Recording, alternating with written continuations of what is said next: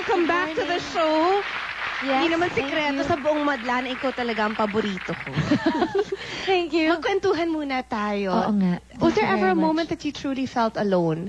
Na talagang, yun, na parang the message of the song, diba, is that parang my life feels incomplete without you. Yeah, sometimes you do feel that way. Especially when may mga konti-konting problema ka na hinaharap. Na even if your family's there, your friends are there, parang sometimes you have to, parang you feel na parang you're still the one to parang survive it. Parang ganon. So, once in a while lang naman yun. Once in a while. Hindi ganun kadalas. Hindi ganun kadalas. Lahat tayo kasi syempre meron tayong mga favorite song, meron tayong mga theme song. At this point in your life, ano ba yung theme song mo?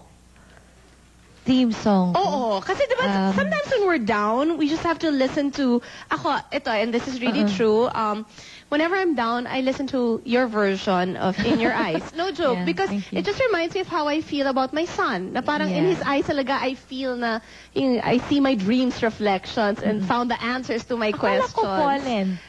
Para sa ibang tao yun. Kukwento ko sa yun mamaya. Pero yung ano. Ako sa akin siguro the perfect song for me Right now is it doesn't have to be your song. just Butterfly. I really love that song.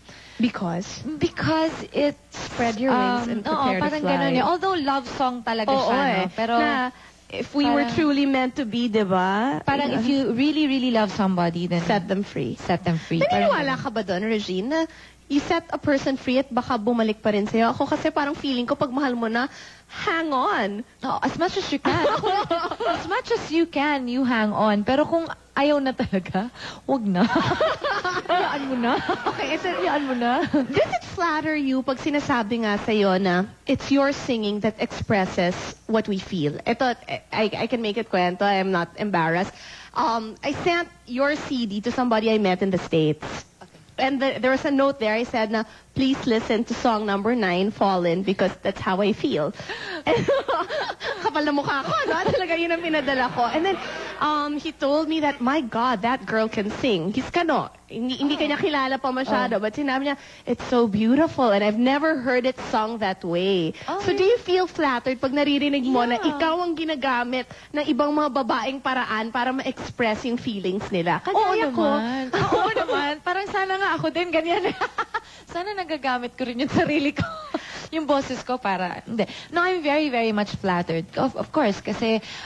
siguro kasi yung mga songs na kinakanta ko din, siguro parang they can relate to the songs that I sing. Like, for example, kukwento ko lang sa'yo yung You've Made Me Stronger. Yeah. Ay, Diyos ko. Oo naman. I feel so flattered and I feel so... Parang nakakatuwa. Written by Trina, right? Belamide. Yeah, written by Trina Belamide. Na ang dami ng babae na lumapit sa akin na, as in, there was one girl who approached me.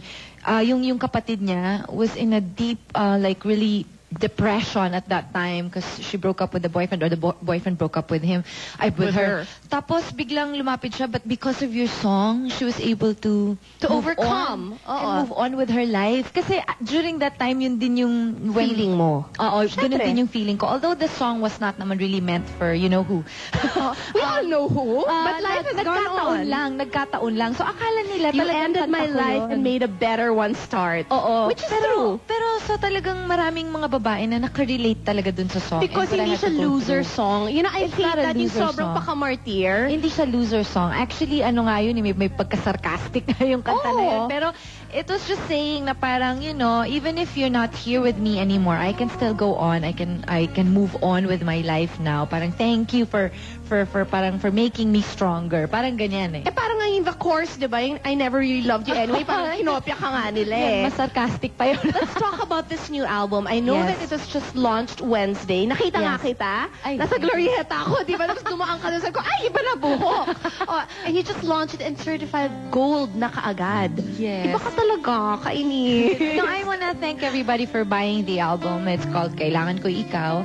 And that is also the carrier single. How many are originals? We have 7 originals, I think. Yeah. Wow. And then, 6 to there 7. are guest artists. There are guest artists like... Robin Padilla Buendia, si Yes. Papa Ro kumanta. Yes, Oh, he sang tapos, with me. Ellie Buendia of the Eraserheads. Wow. My sister Kakay Velasquez. Raul Mitra. your brother-in-law, Yes, and Gabby Gabby. Eigenman. I mean, the best that I can be. Is that a James Ingram song? Yes. She loves me. Anong portion mo doon? May kinanta ka ba with him or just purely him yon? Purely him, pero nag-backup ako. Talaga? Okay, we're going to have more of Regine at syempre magkwekwentuhan tayo kasi ito, curious ako.